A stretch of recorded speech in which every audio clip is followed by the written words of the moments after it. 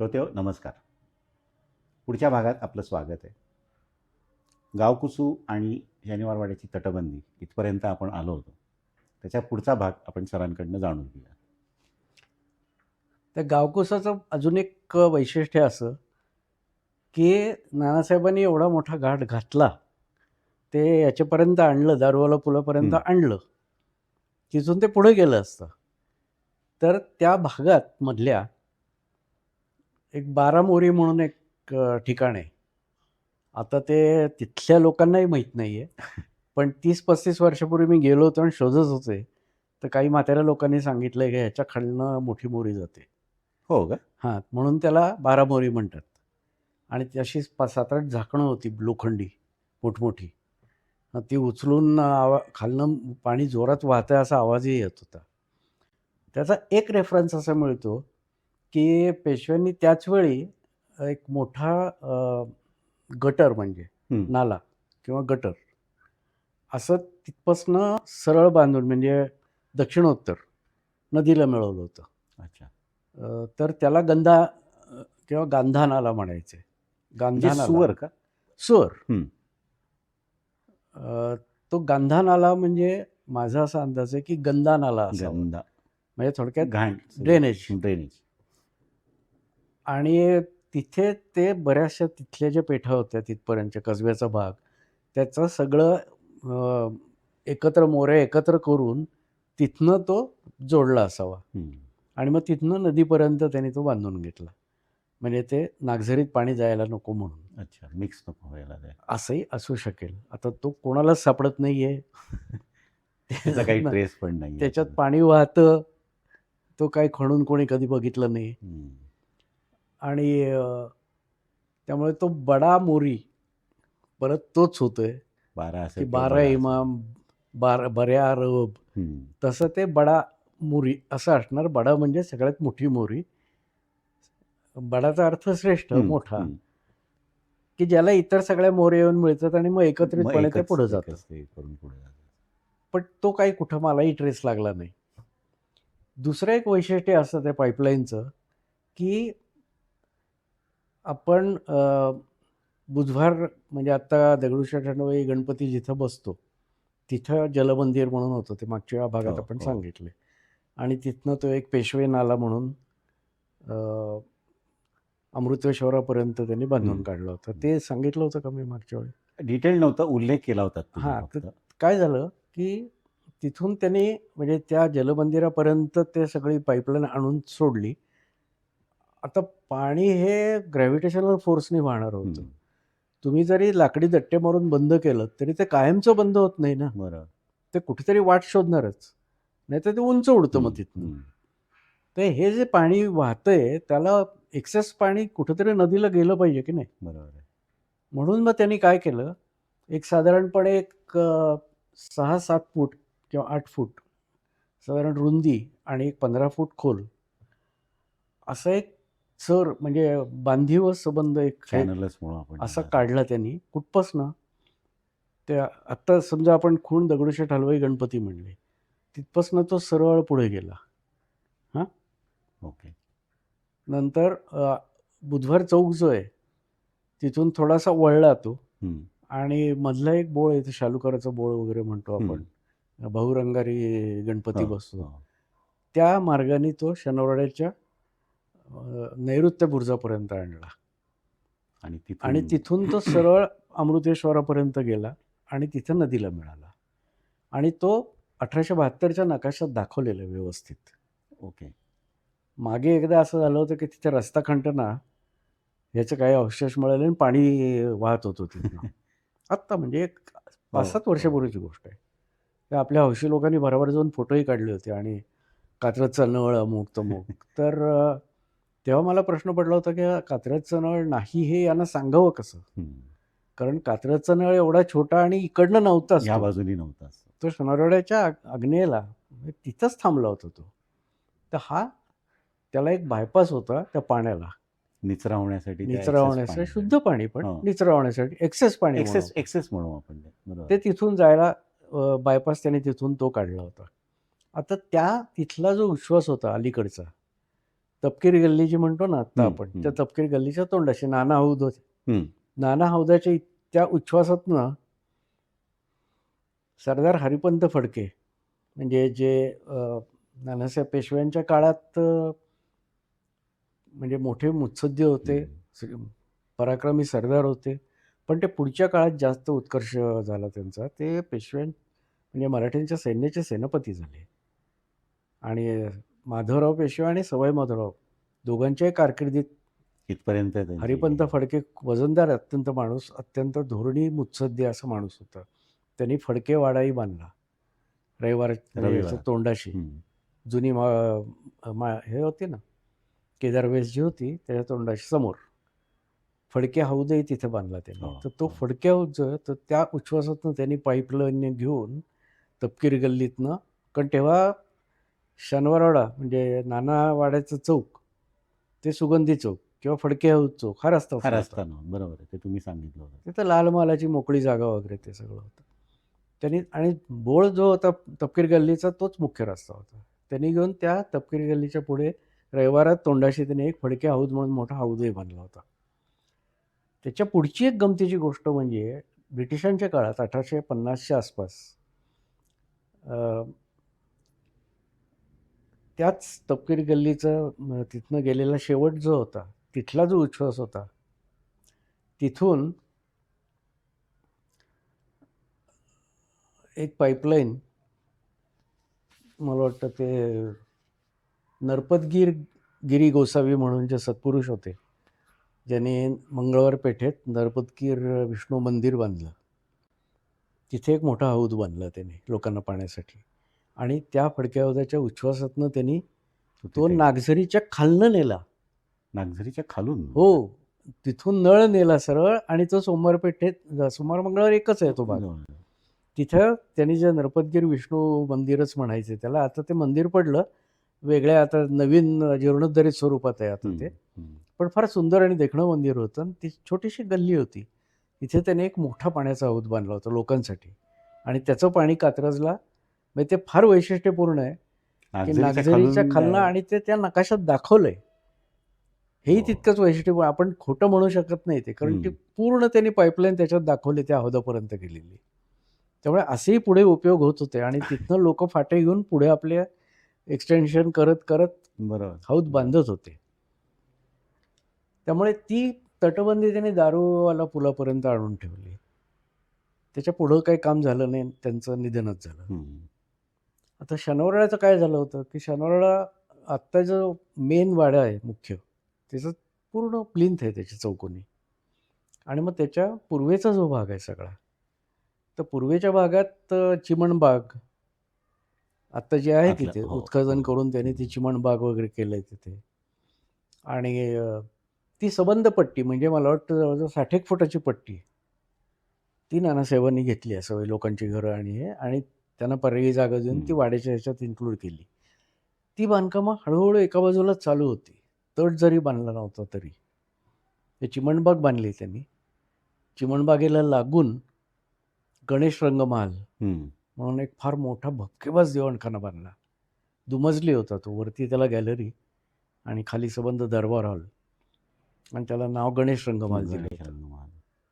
त्याच्या पलीकडे 8 कारंजी हौद, म्हणजे तो अजूनही ते कॉर्पोरेशनने काहीतरी बसवलं कारंजी बिरंजी तिथे, पण तो ओळीने 8 कारंजेचे स्पाउट्स असलेला, म्हणजे इकडच्या बाजूला हजारी कारंज आणि पलीकडे 8 कारंजी हौद.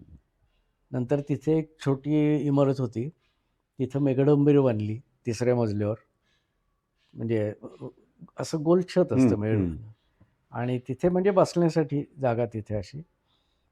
त्यामुळे तो गणेश रंगमाल जो होता ना, तो शनिवारवाड्याचं खरं तर वैभव आणि भूषण होतं. दरबार दिवाणखाना ज्याला म्हणतात आपण, आणि दुमजली होता वरती, म्हणजे जवळजवळ ॲट अ टाईम तिथे एक 200-250 माणसं तरी सहज मावली असतील, एवढा मोठा होता तो. आता त्याचा काहीच स्ट्रेस लागत नाहीत, त्याचं पायाही आत्ता खोदलं तर सापडेल, हे सगळं आत्ता सापडेल तिथे, कारण ती मुळापासनं काय तो आग लागली होती, ते सगळं खाली पडलं होतं, डेप्रिस त्यांनी ते काढून टाकलं एवढंच. त्यांनी काय मुळापासनं काही काढलेलं नाही आहे इंग्रजांनी सुद्धा नंतर. म्हणजे वाडा जेव्हा व्यवस्थित केला त्यांनी परत सगळं ते काढून टाकून, त्याच्यात आत्ता परत खाली शोधलं, सगळी प्लीन बिन 8 करंजी सगळं सापडेल ते. पण तेवढी आता मनोवृत्तीच नाही कोणाची की त्याला हात लावून काहीतरी ते खोदून काढू, म्हणून ते राहिलंय खरं तर. पण तेव्हा असं इमॅजिन करा की केवढं वैभवशाली असेल आतमध्ये. उत्तरेकडे तोंड करून पेशवे बसलेत. एका बाजूला 8 करंजी हौद आहे उजव्या हाताला, डाव्या हाताला चिमणबाग आहे. ते कारंजी उडतायत आणि तो गणेश रंगमाल संबंध तिथे. हे जे काय वैभव आहे, आता गेलं सगळं, ते सोडून द्या. पण ती सबंध पट्टी, मग त्याच्या पलीकडे एक सुंदर चौसोपी म्हणून बिल्डिंग होती. 7 खणी म्हणायचे त्याला. म्हणजे 7 खणी डायमेन्शन असलेले 7 खणाचे चौक म्हणजे तो. त्या चौकाचे खण 7 होते म्हणून 7 खणी. आणि ती त्यांनी 6 मजली बनली होती. म्हणजे पहिले 4 मजले जे होते ते रेग्युलर होते आणि मग 5वा आणि 6वा मजला हा अर्धा म्हणजे कमी होत गेलेला आणि 6वा मजला अजून कमी. आणि 6वा मजला म्हणजे एक वॉच टॉवर होता. तिथून सगळं आसमंत दिसायचा. म्हणजे शनिवारवाडा 7 मजली होता. हे जे काय हो जनरली असं ऐकण्यात अफवा आहे, लोकांनी अख्खा शनिवारवाड्यात म्हणजे उठवलं होतं, वाटेल ते उठवलं. कोण आत्ता कॉर्पोरेशन मॉडेलही करून घेतलंय इमॅजिनरी 7 मजली. कोणी केलं, काय केलं, कोणी कुठनं रेफरन्स घेतले माहीत नाही मला. पण एकच वास्तू शनिवारवाड्यात जी होती ती 7 मजली. आणि 7 मजली का, तर तत्कालीन पुण्याची भाषा जी होती फर्स्ट फ्लोअरला ते दुसरा मजला म्हणायचे. आम्ही सुद्धा शनिवारात दुसऱ्या मजल्यावरच राहत होतो. ते फर्स्ट फ्लोअर होता. म्हणजे तळमजला म्हणजे पहिला मजला आणि त्याच्यावर मजले मोजायचे. म्हणजे पहिला, दुसरा, तिसरा, चौथा, 5वा आणि 6वा म्हणजे तो 7वा मजला व्हायचा. म्हणून तो 7 मजली शनिवारवाडा. आणि खुद्द शनिवारवाडा जो होता तो सलग 3 मजली होता आणि त्याच्या 4ही कॉर्नरला 4 बंगले होते. बंगला म्हणजे पेंट हाऊस. बंगलो हा अरेबिक शब्द आहे. त्याचा अर्थ a room on the top. Okay. तर वरती असे 4 कॉर्नरला असे 4 पेंट हाऊस. अशी एक ती तेव्हाची पद्धत होती. आणि एक अशी राहायची. ती सगळे बरेचसे राजपूत आणि ह्याचा संस्कार ते आलेले आहेत आपल्याकडे. आणि त्या पेंट हाऊसमध्ये चिकाचे पडदे किंवा वाळ्याचे पडदे लावून मग हवा उत्तम यायची तेव्हा, कारण एवढे उंच बिल्डिंगच नव्हते. तर मॅक्सिमम शनिवारवाडा होता 4 मजली. बरं, शनिवारवाड्याचा नकाशा जो आहे त्यातही लिहिलं आहे की पुढचा चौक जो आहे, आत्ता जो पहिला चौक जो बघतो आपण, ज्याला फडाचा चौक म्हणतात, तो सुद्धा आधी छोटा होता. सवाई माधवराव पेशव्यांच्या काळात नाना फडणवीस यांनी तो मोठा केला आणि एक मजलाही वाढवलं त्याच्यावर आणि त्याच्यावर गच्ची केली. ओके. एक मोडी नकाशा आहे शनिवारवाड्याचा, साधारण 1815च्या आसपास केलेला आहे तो. त्याच्यात स्पष्ट लिहिलेलं आहे, चौक तिमजला गच्चीसुद्धा, चौक नवा तिमजला गच्चीसुद्धा. त्याला कौलारू छत नव्हतं, गच्ची होती. आता हा सगळा बांधल्यावर ते तटबंदीने बंदिस्त तर व्हायला पाहिजे ना. ते तर काम त्यानं करायलाच पाहिजे. बरं, ते सुद्धा ते काय साधी आता तकालबंदी बांधून उपयोग नव्हती. बिरोज सगळं पाहिजेच होतं ना त्याला. फोर्टिफाईड म्हणतो. आणि आता तुम्ही असं बघा की रस्ता, पुण्यातले रस्ते जवळजवळ 5 ते 6 फूट उंच भरत आलेले आहेत. भराव टाकून दरवेळेला डांबरी. तेव्हा त्या डांबरी नसेल, पण भर टाकायची. पहिला उकळून काढायचा प्रश्नच येत नव्हता. त्यामुळे ते सगळे भरत आले आहेत. आत्ता जो रस्ता आहे कसब्यातला, तो 6-7 फूट खाली असं इमॅजिन करा आणि मग तुम्हाला लक्षात येईल की तो गणेश दरवाजा आता जो सरळ जातो आपण, त्याच्याशी पायऱ्या चढून जायला लागत होतं. बरोबर आहे. आणि मग त्याच वेळी त्याने दिल्ली दरवाजा जो होता तो सुद्धा एका लेवलला असा सरळ आहे आणि तिथनं एकदम उतार खाली पश्चिमेच्या बाजूला आहे बघा. आणि तो बुरुज अजून उंच आहे सगळ्यात शेवट. म्हणजे आग्नेय, नैऋत्य, वायव्य आणि ईशान्येचा जो बुरुज आहे त्याला मध्ये असा एक टॉवर आहे बघा. तो सगळ्यात उंच बुरुज आहे आणि तिथून तो संबंध आंबेलोडाचा प्रवाह तो जो 30 फूट खाली होता तो. करेक्ट. आता ते लक्षात येतो तो. आणि तिथून तो अजून खाली होता. म्हणजे तो सगळ्यात महत्वाचा बुरुज संरक्षणाच्या दृष्टीने. तिथे एक तोफ ठेवली की सगळं पूर्ण तो संबंध जो ट्रायंग्युलर भाग आहे त्याला सगळ्याला प्रोटेक्शन मिळायचं. हा सगळा उद्योग त्यांनी 1759च्या साधारण सुमारास कंप्लीट केला. त्यामुळे 59ला खऱ्या अर्थाने शनिवारवाडा वैभवशाली त्यांना जो पाहिजे होता तसा झाला. सगळं बांधून झालं, महाल बांधून झाले आणि त्यावेळी जर बघितलं आपण तर सर ह्या माहितीवरनं पण तुम्हालाही काही असं वाटलं की एखादं स्केल मॉडेल किंवा असं काही बनवावं किंवा हे करावं? हरकत नव्हती करायला, पण काय होतं आता, की तो सगळा मोजणं तेही पण कोणाचा तरी पाठिंबा पाहिजे नाही, ना बरोबर त्याला. आहे. बरोबर म्हणजे शनिवारवाडा बांधताना जसं राजकीय पेट्रोनच पाहिजे म्हणतो आपण, आहे. तसा आत्ता हे मॉडेल जुने रेफरन्स काढून करणं कारण तुम्ही म्हणताय तसं जर डॉक्युमेंटेड एवढ्या सगळ्या गोष्टी आहेत, तर इतकंही अगदी नाही, बऱ्यापैकी मला वाटतं ॲक्युरेट. काय होतंय आत्ता लोकच काहीतरी स्वतःच्या कल्पनेने आणि मानाने करून ठेवतायत. कोणी फारसे रेफरन्स बघतच नाही. आता 2-3 नकाशे ब्रिटिशांच्या काळातले शनिवारवाडा पडल्यानंतरचे, त्यांनी तिथं काय उद्योग केले त्याचे आहेत सगळे आपल्याकडे. जुना नकाशाही आहे. त्याच्यावरनं करता येतं, नाही असं नाही. पण ऑथेंटिक करण्यासाठी माझं असं म्हणणं आहे, की मग करायला अवघड नाही. पण त्याला जो खर्च येणार आहे सगळा, ते पण आहे, बरोबर. त्याच्यासाठी जे संशोधन करायला लागणार आहे, तिथे आर्किओलॉजिकल म्हणण्यापेक्षा आर्किटेक्चरल एक्स्कॅव्हेशन करायला लागणार आहे. आता हे सगळं गणेश रंगमाल, अमुक-तमुक सगळं शोधून काढायचं, तर खणायलाच पाहिजे त्यासाठी. मग एसाच्या परवानगी लागतात. हे सगळे असताना मग कुठेतरी राजकीय पाठबळ पाहिजे किंवा कोणीतरी मागं उभं राहायला पाहिजे, की तुम्ही करा, आम्ही परवानगी आणतो. बरोबर, बरोबर. येईल हे करता. होईल हे भविष्यात, आपल्याला काय माहिती. पण माझ्या डोक्यात आहे एक इमॅजिनरी प्लॅन तरी तयार करावा. कारण त्याची जी मग खरी भव्यता किंवा त्याचं जे हे आहे, त्याचं खरं स्वरूप तरी हे होईल. म्हणजे आज जसं ते निदान प्लॅन तरी करावा हां. असं माझ्या डोक्यात आहे. आता हा उद्योग माझा इथला आता हाताचे पुस्तक चाललंय तेवढं संपलं, की मी शनिवारवाड्याच्याच मागे लागणार आहे. एकदा तो करून मनात आहे आणि डोक्यात आहे, सापडलंय सगळं त्याच्याप्रमाणे करून टाकावा. बरोबर.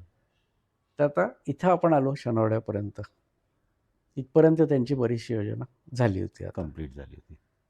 इथं आपण आत्ता या भागात थांबू आणि मग पुढचा भाग आहे, तो थोडासा आहे कारण 61 साली त्यांचं निधनच झालं. ओके. पण त्याचे परिणाम काय झाले आणि काय हे आपण पुढच्या भागात बघू. ठीक आहे. ठीक आहे सर. आजचा भाग तुम्हाला कसा वाटला हे आम्हाला तुमच्या कॉमेंट्स आणि याच्यातनं जरूर कळवा. आपण सुरुवात केली नानासाहेबांची कारकीर्द आणि थोडक्यात पुण्याचं जे आजचं मूळ स्वरूप आहे, पुण्याचे खरे शिल्पकार आपण नानासाहेब पेशव्यांना का म्हणतो हे मला वाटतं तुम्हाला आता बऱ्यापैकी लक्षात आलं असेल. सगळी माहिती अतिशय इंटरेस्टिंग, अतिशय भव्य दिव्य अशी सगळी माहिती आहे. आणि आज जे आपण पुणं बघतो त्याचा तो विस्तार आणि त्याचं हे कसं काय झालं ह्याची मुहूर्तमेढ इथे रोवली गेलेली आहे, हे आपल्याला नक्की लक्षात आलेलं असेल. तर भेटूया पुढच्या भागात. धन्यवाद.